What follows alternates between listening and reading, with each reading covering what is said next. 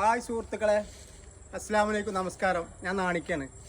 ഞാനിന്ന് നമ്മളെ നാട്ടിലെ ഞാനൊക്കെ പണ്ട് നീന്തൽ പഠിച്ച കുളമാണിത്.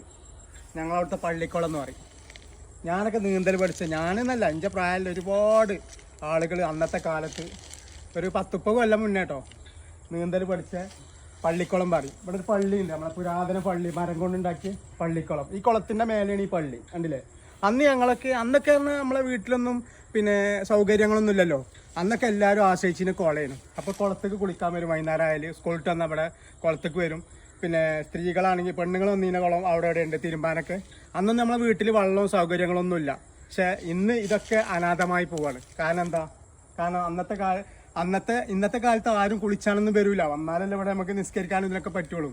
അപ്പോൾ ഇത് ഒരുപാട് ഓർമ്മകൾ. അന്ന് കുളിച്ചാൽ വന്നാൽ ഈ കാങ്ങുന്തോട്ടത്തിലൂടെയൊക്കെ പന്തളിച്ച, സാറ്റ് കളിച്ച, ഒരുപാട് കളിച്ചിരുന്ന ആ കാലം ഒരു വല്ലാത്ത കാലം തന്നെയാണ്. കണ്ടില്ലേ? ഒരുപാട് ഓർമ്മകൾ ഉറങ്ങണ ആ പള്ളിക്കുളത്തിൻ്റെ മുറ്റത്താണ് ഞങ്ങളെന്നുള്ളത്. കണ്ടില്ലേ? ഇതിലൊക്കെ ഒരുപാട് നീന്തൽ അന്ന് പഠിച്ചുമ്പോൾ നീന്തൽ പിന്നെ പേടിച്ച് ചാടുക. കാരണം ഇത് കുളിക്കാൻ വരുന്നവർക്ക് നമ്മളിതിൽ ചാടിയാൽ ഇത് കലങ്ങും. അപ്പോൾ പിന്നെയും കുളിക്കാൻ വരുന്നവർക്ക് ഇത് ശല്യമാവും. അപ്പോൾ പിന്നെ നമ്മളെ കാരണന്മാരൊക്കെ വന്നാണ്ട് ചൂടാവും ചിലപ്പോൾ നമ്മളോട്. കളക്കണ്ടെന്നൊക്കെ പറഞ്ഞാണ്ട് ആട്ടുകയൊക്കെ ചെയ്തു. അങ്ങനെ ഒരുപാട് കുസൃതികളൊക്കെ ഇവിടുന്ന് ഒപ്പിച്ചിരുന്നു. ആ ഒരു നല്ല കാലം. അപ്പോൾ ഇവിടെ വന്നപ്പോൾ ആ ഓർമ്മകൾ ഞങ്ങളുമായിട്ട് പങ്കിടുകയാണ്.